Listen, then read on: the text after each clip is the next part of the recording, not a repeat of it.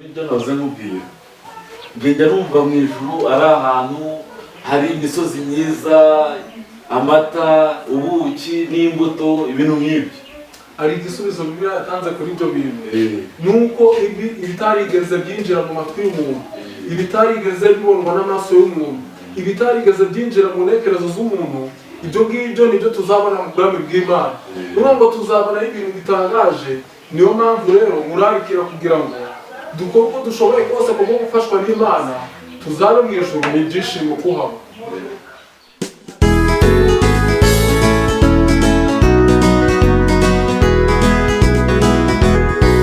Turifuza gutaha iwacu aho heza twateguriwe, isezerano Yesu yadusigiye ajya kujya mu ijuru.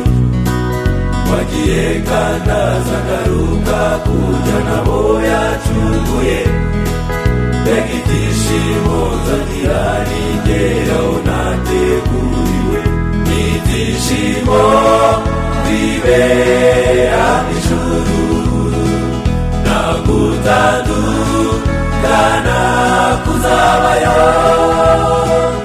Isi tubabaza tuzayisiga, twibere umunezero iteka.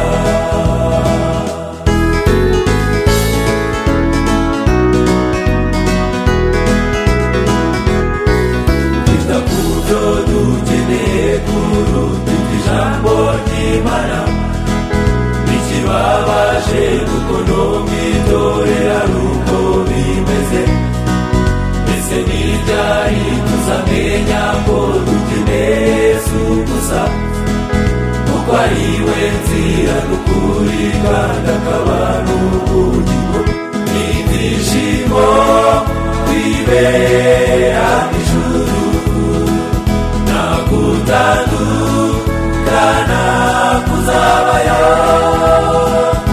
Isi tubabaza tuzayisiga, twibere umunezero iteka.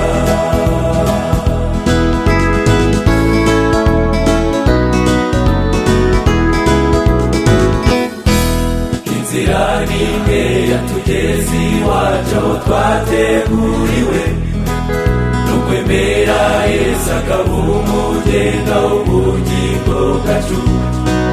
Nubwo biruhije kandi bigoye saza tuyobora, tuzishima nitugera mu ijuru aho twateguriwe. Ni ibyishimo kwibera mu ijuru, nta gutandukana kuzabayo. Isi tubabaza tuzayisiga, twibere umunezero iteka. Ni ibyishimo kwibera